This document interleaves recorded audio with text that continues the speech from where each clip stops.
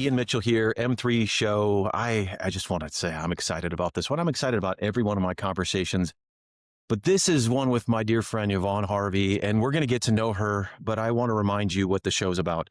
M3 is we're going to have interesting conversations. I'm going to share a little bit about my passion around fighting financial and human crimes, music. And so the last episode was with Chris Graham, my guitarist, and we did some music.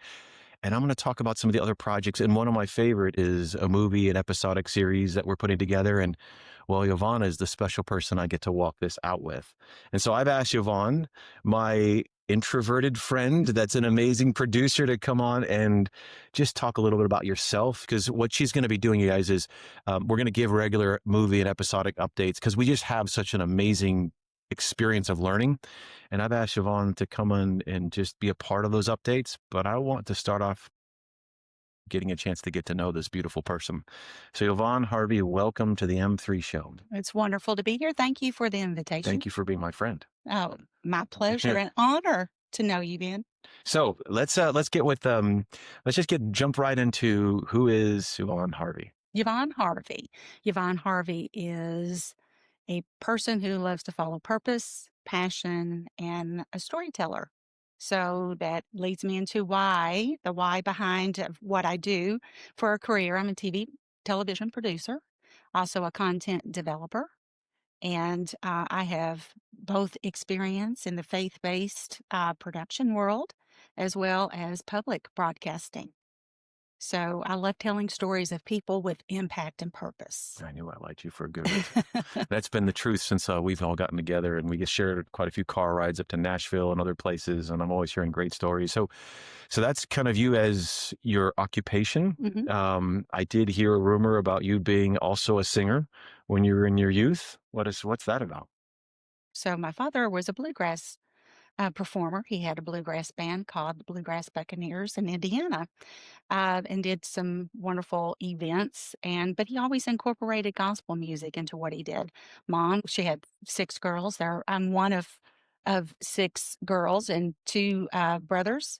Where do you fall in the order of? I'm number 7. I'm next to the baby. Next to the baby, Next okay. to the baby. So Mom always thought it was very important for us to be involved in ministry and use our gifts for the Lord. And so that's what I developed a very deep love for music. And so my sisters and I were kind of like the Lennon sisters of our region, our district in Indiana, New Albany, Indiana, southern little town right across from Louisville, Kentucky. And so we sang at many different churches and very involved in music at our local churches. What's the name of the group? The Austin Sisters. The Austin Sisters. And do you still sing? I do. Yeah. I do. I haven't heard that yet. You probably won't. And then music has continued to be in your family, right? Your husband, and you want to talk a little bit about that? Sure. So I'm married 36 years to Mike Harvey. He's recently retired anesthetist. Worked at a local hospital for 43 years. So Mike, when we first started dating, he took me to a church where he and his Mountain City Brass Band played. Matter of fact, I'll just tell you a little history on them very quickly. They were the first to play on the Coca-Cola stage at Riverbend. Oh, wow. So Mike has a bluegrass band called Mountain City Grass. Can I stop for a second? Yeah. For those that don't know what bluegrass is, because I didn't. Okay. What is bluegrass? Bluegrass is actually an art. It is a traditional Appalachian style of music where people that migrated here, bluegrass is a storytelling. So it tells of the joys, the triumphs, and also the sorrows of what the Appalachian population, what they endured. And so it actually stems, the bluegrass banjo is the predominant instrument, and that actually originated from Africa. Oh, well, really? I didn't know Yes, that. and so clogging, that's a spin-off of the Irish dance. So when people migrated into the Appalachian Mountains, this wonderful music called bluegrass evolved. And Mike is a banjo player? He's a banjo player, guitar player. And so my son, Cody, we learned very early in his childhood that he was a huge lover of music. So we wanted to instill some of the traditional sounds so that he wouldn't go into hard rock and drive us all nuts. So he has a very successful band called Mountain Cove Bluegrass. You can look them up. They're in the Chattanooga area, but have done a lot of interesting events Mm. over the years. I'm always impressed. I mean, so the kind of instruments, it's guitar, and then there's a fiddle, which is a violin, but it's played a different way, right? The fiddle, Correct.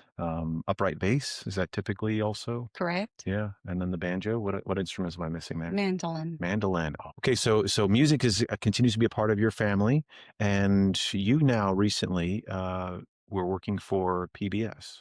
Correct. Doing what type of programming? So I created a show or a series called Chattanooga Stronger Together. Formerly, I worked at TVN Trinity Broadcasting Network, which is faith based. And we had a show, it was a daily show called Joy in Our Town. When the affiliates, they started closing the affiliate regional stations. So I left there, but we had a wonderful show. And I thought somebody needs to continue this. Because what we did, we told people stories of faith, ministry, but also the nonprofit sector, as well as governance and education, medical. We brought all these folks in for a daily show. And so once that closed and TBN no longer did the Joy in Our Town show, I had a very deep passion and I'm an advocate for nonprofits. I'm also a charter board member for the Chattanooga Nonprofit Resource Center. So no one was doing that type of content. So I pitched it to WTCI PBS in Chattanooga. They love the show, so we're on our fifth year. And you used to do highlight different nonprofits, and I remember you telling me a story to some of the tougher parts of Chattanooga, which we do Yes. have, getting a chance to meet amazing people. I mean, potentially find yourself in a potential little bit of dangerous situation, but you get to get exposure to all types of people and different ministries and projects and programs in the city. Did any of them stand out? One in particular was in inner city, and I hate to say this is one of the worst parts of the downtown Chattanooga area. Um, can be very dangerous, gang related. And I went on an interview, had total peace about that. And he had a wonderful nonprofit where he was helping mentor arts with children to get them off the streets, to keep them safe. So that one was near and dear to my heart. He said to me, he said, "No one comes to this part of town to see us."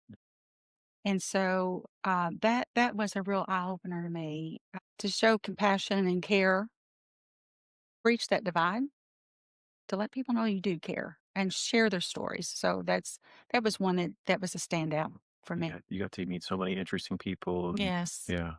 And so that show has now ended. Is that right? Well, it's not ended. It is called an evergreen series, Okay. so it will continue to air. Of course, PBS is having some difficulties right now, but with funding. But for now, it's going to be airing for another year, so you can catch it on WTCI TV. Awesome. And Yeah. so you now are in this strange world of having done being an accomplished TV producer. Now you're in the process of making a movie and maybe some episodic series.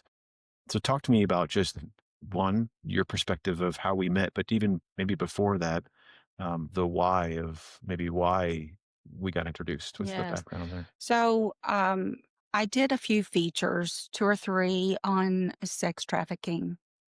And then from that, I was started doing research because I realized I was living in a very sheltered life. Even though I'm all over Chattanooga, I'm in all these different parts of town, in different echelons of the population. But at any rate, I realized that there was a huge problem that was not really we're bringing awareness and different awareness documentaries and movies awareness, but where's the hope, where is the solution? So with that I started doing research and went to a meeting where um, TBI, I guess I can say that, was involved there. And when I That's left, Tennessee Bureau of Investigations. correct.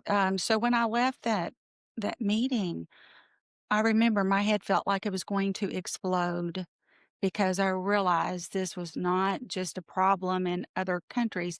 It's here, it's in our back door, it's in our neighborhoods, it's in our families.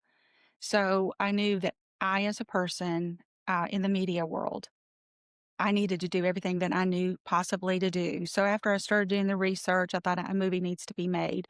Not one on just awareness, which is important, but we need to teach the red flags. We need to teach the everyday citizens of what we need to watch for.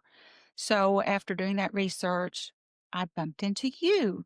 And immediately I thought, this is it, because I was going to do the movie with another person. I won't share or disclose their name, the well-known person, but we had two different ideas. Again, she wanted to do awareness, whereas I wanted to bring hope and a solution. So that's when I bumped into you, and the rest is history. We're in the process of developing this out. Follow the Money, The Shadow Prince, and I'm so excited about that, Ian, because I see where it's going to really bring its impacts. It's going to bring the necessary education and awareness, both of what the everyday citizen needs to know. We don't know. So that's We've where you been come in. well, thank you to our friend Dave Worland that for doing the introduction there, and it's been such a blessing. I had an immediate friend, and our why is so aligned, and even in our conversations with very accomplished producers, some just want to make a blockbuster, and what you and I are aligned on, it's not about the money, Mm. it's about the impact, awareness, hope, and really equipping households across the country in a positive way. And I thought that you and I just have had that conversation so many times, and so it was just such a blessing to be sharing many car rides with you and to be in this. Now, where are we in the process? So, where are we? We've been working on this for a year now, from concept to. So, how would you describe where we are as everybody gets to walk out over the next several months? Um, where are we? So I think it was for us, it has been very important for us to really nail down exactly the storyline. And with the storyline comes character arcs and the arcs in the story or a story beat. So we had almost all of it until recently. It was just like everything came together. So now we have the product that we need for the scripting. So we're ready now to begin to pitch that um, to those production companies that we feel would align with our thoughts and the full meaning of what this movie will be about. We've had a lot of amazing meetings with directors and producers. I know we are learning a lot. Every meeting we get into, I don't know, line producers and all these jobs that I didn't even know existed, and just how movies are budgeted and all that. I mean, I just am learning. I know some of the stuff you've known, but for me, every conversation that I'm in, I walk away with some new knowledge, a new nugget, and I feel really good too about where we are and the Mhm. product. We've got a lot of work to do. It feels like we take 10 steps forward and doors fly open, and then we take 11 steps back, or maybe about nine, 8 steps back sometimes. But it's every conversation. I think like you said, we have a better product now.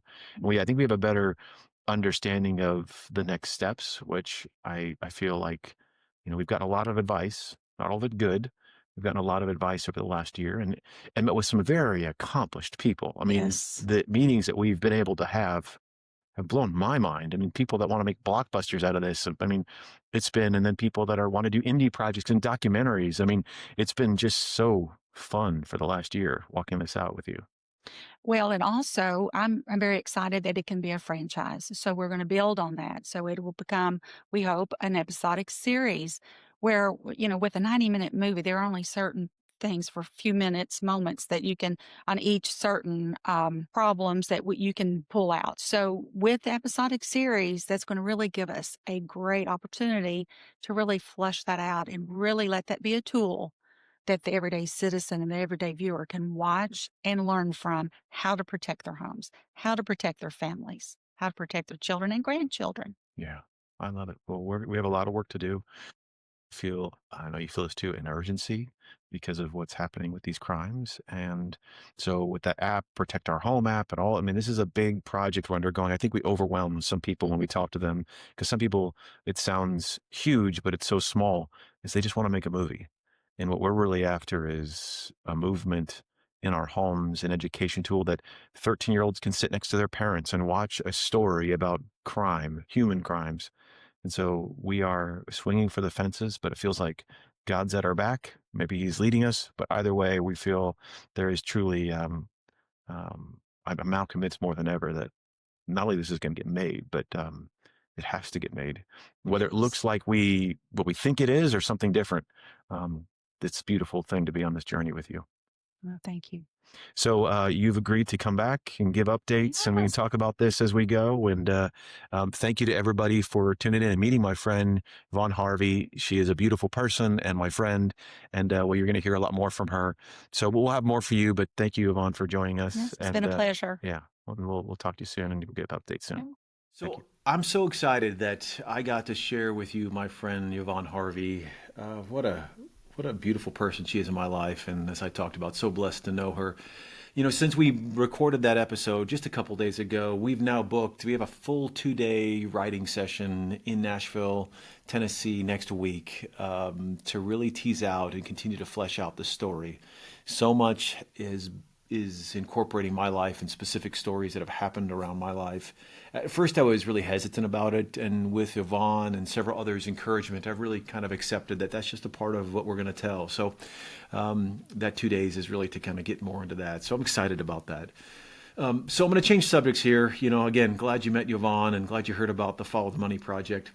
I want to talk a little bit about crimes themselves. Over the last week, there was a really powerful interview that came out.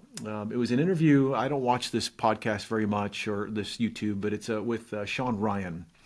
And he had a person, I think his name was Ryan McDonald, on talking about Roblox. Now, this is a conversation for any parent or grandparent.